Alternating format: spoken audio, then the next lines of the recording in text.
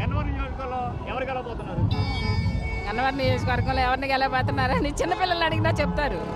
చెప్పండి. యార్లగడ్డ వెంకట్రావు గారు ఆ, అత్యధిక మెజారిటీతో ఆ, కాబోయే ఐటీ మినిస్టర్. గన్నవరాన్ని ఐటీ హబ్గా మార్చడానికి ఆ, యార్లగడ్డ వెంకట్రావు గారు గట్టి కృషి చేస్తారు. ఆయన్ని గెలిపించుకోవడానికి మేము కూడా శాయశక్తిలో ప్రయత్నిస్తున్నాము. అత్యధిక మెజారిటీతో గెలిపించుకుంటాం. వంశీ అన్నాడు మమ్మల్ని చూసే ఓటేశారు, కంపల్సరీ నేనే గెలుస్తా అని చెప్పేసి అంటున్నారు. అనేవాళ్ళు అనేక రకాలుగా అంటారండి. అంటే యార్లగడ్డ వెంకట్రావు గారు తోటి మేము ఇప్పుడు కాదు, లాస్ట్ ఎలక్షన్లో కూడా ప్రయాణం చేసాం ఆయనతోటి. ఆయనతో ఉంటే ఒక కుటుంబ సభ్యులతో ఉన్నట్టు ఉంటుంది. అంత మంచి మనిషి. ప్రస్తుతం నియోజకవర్గంలో కూడా యార్లగడ్డ వెంకట్రావు గారు అంటే మృదు స్వభావి, మంచి మనిషి, సాఫ్ట్ కార్నరు.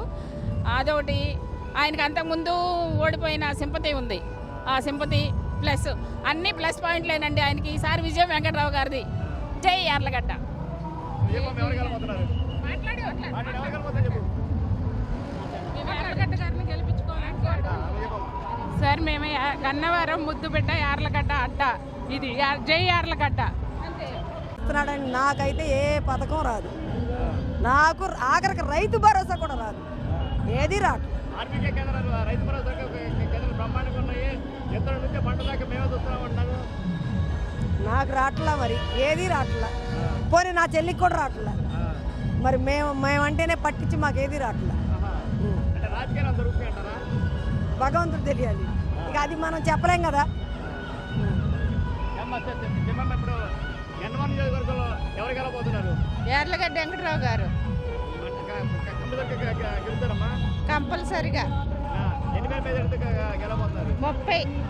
అంటే మా అంతకుముందుగా ఉన్న ఇప్పుడున్న ఎమ్మెల్యే వంశీ నేనే గెలుస్తాను, మేము బ్రహ్మాండ పరిపాలన అందిస్తున్నాము, సంక్షేమ పథకాలు ఇస్తా ఉంటారు. దేనికి గెలుస్తాడు ఎమ్మెల్యే వంశీ? ఏం చేశాడు ఆయన గెలుస్తాడు? ఏ పార్టీ అధికారంలో ఉంటే ఆ పార్టీలోకి వెళ్ళి ఆయన గెలుస్తాడా? ఓసరవిల్లిలాగా పార్టీలు మార్చుకుని ఆయన గెలుస్తాడా?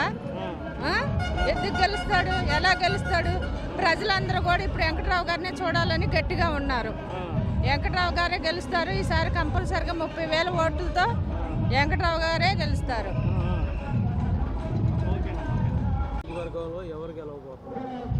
యార్లగడ్డ వెంకట్రావు గారండి. మేము వంశీ అన్నాడు కదా, వంశీ అన్నాడు కదా మేమే గెలుస్తామని చెప్పేసి అంటున్నారు. మేము అనుకుంటామండి యార్లగడ్డ వెంకట్రావు గారు గెలుస్తారని. ఎప్పుడు గన్నవరం అంటే తెలుగుదేశం అడ్డ. మరి వంశీ ఒక మాట అంటాడు, తెలుగుదేశం ఓట్లేసారు తప్ప తెలుగుదేశం ఓట్లేదని చెప్పి అన్నాడు. ఎందుకండి తెలుగుదేశం అనే ఓటేసాం ఆ రోజున. అడిగినట్టు ఉండాలి. తెలుగుదేశం అనే ఓటేసాం. మరి మేము వాళ్ళతో పాటు వెళ్ళేవాళ్ళం కదా. అందరూ ఇక్కడే ఉన్నారు. గెలవబోతుంది యార్లగడ్డ. మీరే చూస్తారు. మేము చెప్పేదానికంటే మీరే చూస్తారు. మీరు చెప్పండి, వాళ్ళకి వచ్చాక చెప్పండి. ఎంతమంది ఏమండి? వచ్చాక చెప్పండి, వచ్చాక చెప్పండి. 40-50 వేలు అనుకోండి. ఓటు కంపల్సరీ గెలుస్తారు. 40,000 ఓటు 50,000 50,000 ఓటు 40-50 వేలు మెజార్టీ వస్తుంది అనుకుంటున్నా. 22 ఎవరు గెలబోతున్నారు? ఏమండి? జగన్మోహన్ రెడ్డి పరిపాలన ఎలా ఉంది? పరమ చెత్తగా ఉంది. సిబిఎన్ ఎప్పుడా అని చూస్తున్నారు. అంటే నేను అన్ని పథకాలు ఇస్తా ఉన్నాను జగన్మోహన్ రెడ్డి. అన్ని పథకాలు ఇస్తా ఉన్నాడు కదా, పథకాలు ఇస్తున్నాము, అభివృద్ధి చేస్తా ఉన్నాడు. నియోజకవర్గంలో ఎవరు గెలవబోతున్నారు? ఎన్ని ఓట్లు వెంకట్రావు గారు అని ఉంది మా అభిమానం. వెంకట్రావు గారు గెలుస్తారు. అంటే వంశీ అన్నారు మేమే గెలుస్తాము కంపల్సరిగా. అట చెప్పటమే కానీ అట్లా కాదు. 2 సార్లు గెలిచారు, 3వసారి ఆయన తప్పు చేశాడు. ప్రజల నమ్మకం పోయింది. అది ఇప్పుడు సీట్ ఇచ్చే పరిస్థితి అంటారా? వంశీకా? వంశీ తప్ప ఎవరు లేరేక ఇక్కడ. వైసీపీకి వంశీకి తప్ప ఎవరు లేరేక. ఆయనకి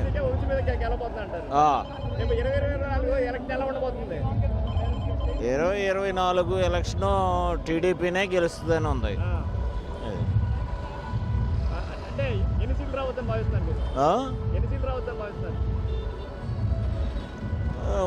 120, 130 రావచ్చు. జగన్మోహన్ రెడ్డి అన్నారు నేను సిద్ధమంటున్నారు, జగన్మోహన్ రెడ్డి అన్ని అబద్ధాలు చెబుతున్నాడు అనేది టీవీల్లోనూ పేపర్లోనూ న్యూస్ బాగా వస్తుంది, అది బాగా చదువుతున్నారు. హరిజనుల్లో బాగా తేడా వచ్చింది. మరి నా ఎస్సీ నా బీసీ అంటున్నాడు కదా, అన్ని కోతలు పెట్టేశాడని వాళ్ళే చెప్తున్నారు.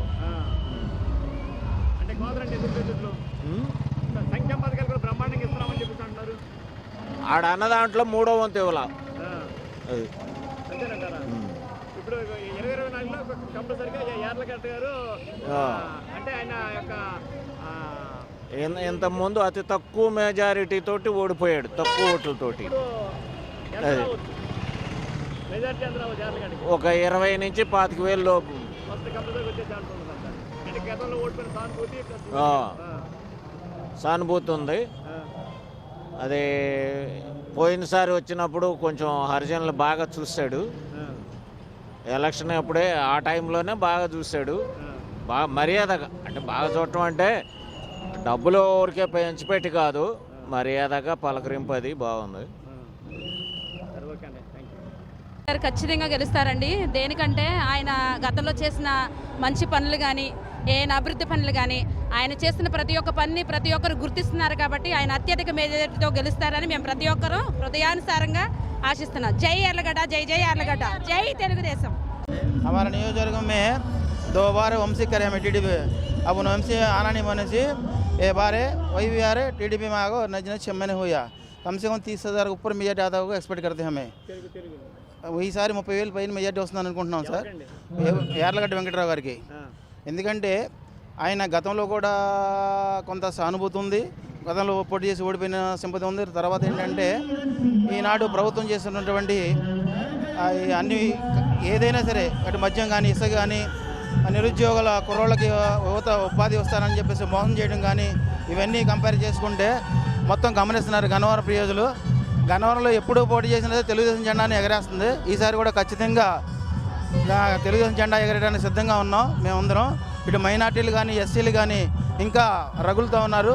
ఎస్సీల మీద జరిగినటువంటి రాష్ట్రం ఈ 4 సంవత్సరాల దాడులు కానీ, ఇటు మైనార్టీల మీద జరిగినటువంటి దాడులు కానీ ప్రజలు గమనిస్తున్నారు నిశ్చందంగా. ఈనాడు ఏదో పథకాలు ఇస్తున్నాడని చెప్పేసి కళ్ళబొల్లి మాటలు చెప్తున్నారు కానీ, అవి నిత్యావసర రేట్లు ఎలా పెరిగినాయి ఏంటి, ప్రతి ఇంటికి వెళ్ళినప్పుడు కూడా, భవిష్యత్తు గ్యారెంటీ వెళ్ళినప్పుడు కూడా మేము చెప్తున్నారు, బాబు ఏదో ఇస్తున్నాడు కానీ ఈ చేతి ఇస్తున్నాడు, ఆ చేతితో లాక్కుంటున్నాడు అని చెప్పేసి చెప్తున్నారు. మాకు లేడీస్ కూడా ఎన్నాడు గ్యాస్ బండి ఎంత ఉంది, బస్ ఛార్జీలు ఎలా ఉన్నాయి, కరెంట్ ఛార్జీలు ఏ విధంగా పెరిగినాయి, ఈ మొత్తం కూడా చెప్తున్నారు. కాబట్టి ఈసారి ఎట్టి పరిస్థితుల్లో కూడా జగన్మోహన్ రెడ్డిని ఇంటికి పంపించడానికి ఎస్సీలు నా బీసీలు అంటున్నాడు కదండి. ఈ నాయకుడు ఎస్సీలను ఎంతమందిని చంపించాడండి? ఎంతమందిని ఎస్సీలను చంపించాడు? అంటే పెద్ద విగ్రహాలు పెట్టుకుంటే సరిపోతుందా? ఎస్సీలను పెట్టుకుని విగ్రహాలు పెడతాం కాదండి, మనసులో ఉండాలి. దళితులను చంపేది దళితులను ఎక్కువ. డాక్టర్ సుధాకర్ గారి దగ్గర నుంచి, కిరణ్ దగ్గర నుంచి ఎస్సీలను దరిదాపుగా ఒక 25 మందిని చంపించాడండి. కనీసం ఇంత కూడా సానుభూతి చూపించలా. ఈ నా ఎస్సీలు నా బీసీలు అంటాడా ఈ పెద్ద మనిషి? అన్ని అబద్ధాలండి.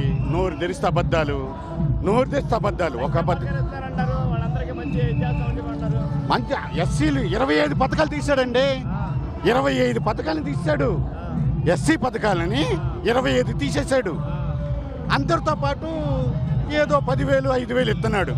అది పథకం ఎస్సీలను ఉద్ధరించడం అంటారా? నిజంగా అతనికి ఎస్సీల మీద ప్రేమ ఉంటే, ఏమైనా పేదవాడి మీద ప్రేమ ఉంటే ఒక సెంటున్నర ఇమ్మనండి. సెంటులో ఎక్కడన్నా కట్టారండి? 25 లక్షలు ఇల్లు కడుతున్నాను అన్నాడండి.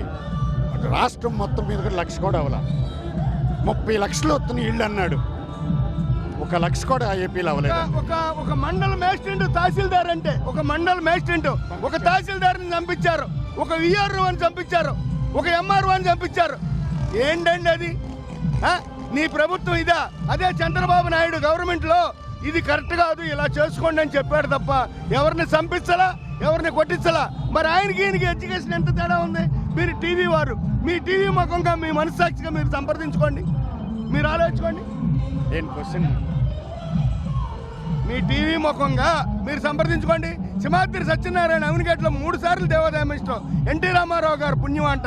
ఎన్టీ రామారావు గారి గవర్నమెంట్లో ఇప్పుడు మీరు వాళ్ళ అబ్బాయిని తీసుకొచ్చి వైఎస్ఆర్సీపీలో నుంచోబెడితే ఆయన నిలువుపాతగా, అసలు ఆయనకి నిమిషం ఖాళీ లేదు.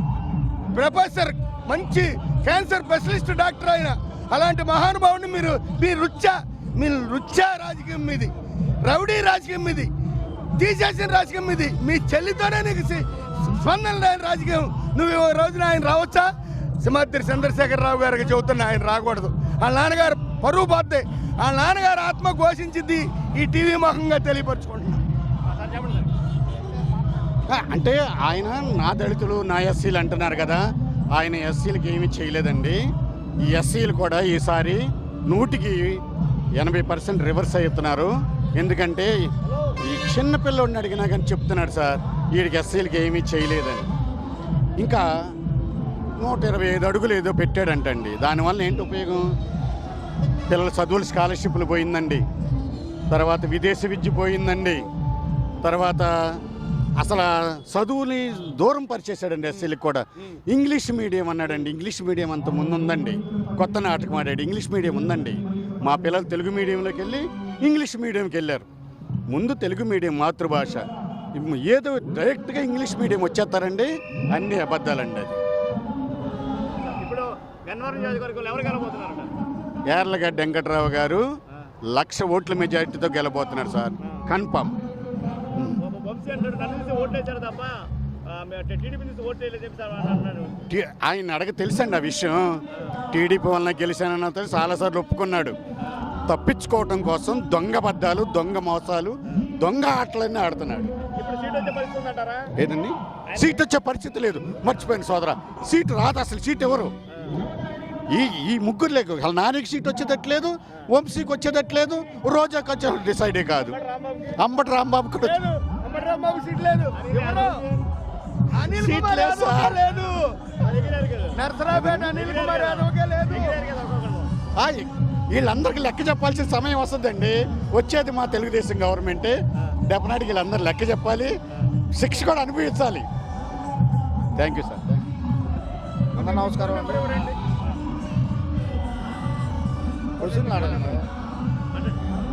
అందరూ నమస్కారం. గన్నవరం నియోజకవర్గం అండి మాది. ఈరోజు తెలుగు దళం అని యువకులు ఉప్పొంగి యువకులు పెద్ద ఎత్తున రావడం జరిగింది. ఈ రోజుతోనే వెంకట్రావు గారు గెలిచిపోయారు అనేది ఈ రాష్ట్రంలో తెలవబోతుంది. యువకులు మొత్తం ఈ రాష్ట్రానికి తెలిసేలా అంతమంది యువకులు వచ్చారు. పెద్ద బహిరంగ సభ జరగబోతుంది. రేపు రాబోయే రోజుల్లో చంద్రబాబు నాయుడు గారు ముఖ్యమంత్రి అయ్యి ఈ రాష్ట్రం 10 సంవత్సరాలు వెనక్కి వెళ్ళిపోతే ఆ 10 సంవత్సరాలని మళ్ళీ మొదటికి తీసుకొచ్చి నడిపించగల సత్తా ఉన్న నాయకుడు మా చంద్రబాబు నాయుడు గారు ఒక్కడే తప్ప ఇంకెవరూ లేదన్న విషయం ప్రజలందరూ తెలుసుకోవాలా. ఒకే ఒకటి చెప్తున్నా ప్రజలందరికీ, మన ఆంధ్ర ప్రజలందరికీ, మనం ఈ 5 సంవత్సరాల్లో జగన్మోహన్ రెడ్డి పరిపాలించిన విధానం ఒక్కసారి జ్ఞాపకం చేసుకోవాలని నేను చెప్తున్నా.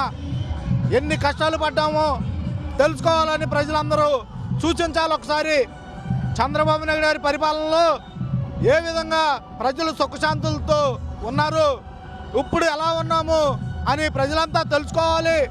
అన్ని వర్గాల ప్రజలు ఇబ్బందులు పాలైపోయి ఎన్నో ఇబ్బందులు పడి కష్టాలు పడి రైతులేమే కానీ పేద ప్రజలే కానీ ఆత్మహత్యలు చేసుకొని బతకాల్సిన పరిస్థితులను తెచ్చిన జగన్మోహన్ రెడ్డి గారు ఈ రోజున నేను బీసీలకి ఎస్సీలకి అది చేశా ఇది చేశానని చెప్తున్నారు. దళితుల మీద ఎన్ని ఆకృత్యాలు జరిగినాయి, ఎంతమంది పొట్టన పెట్టుకున్నాడు, ఎంతమంది చనిపోయారు. ఈ విధంగా ప్రజలంతా తెలుసుకోవాలి. రేపు రాబోయే రోజుల్లో చంద్రబాబు నాయుడు గారిని ముఖ్యమంత్రి చేసుకుంటే మన రాష్ట్రం మళ్ళీ నవ్యాంధ్ర ప్రదేశ్గా మారబోతుంది. మీరందరూ తెలుసుకోవాలి. గన్నవరం నియోజకవర్గంలో చెప్పుకుంటే మా యార్లగడ్డ వెంకట్రావు గారు ఎంతో సౌమ్యులు, మంచి మనిషి. ఆయన్ని ఎమ్మెల్యేగా చేసుకోవటమే కాదు, రేపు చంద్రబాబు నాయుడు గారి క్యాబినెట్లో ఐటీ మినిస్టర్గా మేము ఆయన్ని చూడబోతున్నాం. ఎందుకంటే ఆ శాఖకి సరైన వ్యక్తి మా యార్లగడ్డ వెంకట్రావు గారు మేము చెప్పుకోగలుగుతున్నాం. ఇప్పుడు ఈ గన్నవరం నియోజకవర్గంలో నుంచోవటం గెలవటం మాది అది కాదు. ఈ 75 నియోజకవర్గాల్లో మెజారిటీ తెచ్చుకోవటానికి మేము సాయశక్తుల పనిచేయటం తప్ప ఈ గెలవటం అనేది ఎప్పుడో ఖాయమైపోయింది. అసలు మాకు వెంకటరావు గారి ముందు నిలబడే క్యాండిడేటే లేడు ఇంతవరకు. అలాగే ప్రజలంతా తెలుసుకొని ఏది మంచి జరుగుతుంది, ఏది మంచి జరగట్లేదు, ఎవరి పరిపాలనలో మనం బాగున్నాం ఏంటి అనేది చెప్పి అందరూ తెలుసుకొని రేపు రాబోయే రోజుల్లో చంద్రబాబు నాయుడు గారికి జనసేన తెలుగుదేశం పార్టీలను గెలిపించుకుంటే మనకు మంచి జరుగుతుందని మన ఆంధ్ర ప్రజలందరికీ నేను చేతులెత్తి నమస్కరించు చెప్తున్నా. ఎవరు కనబడతారే?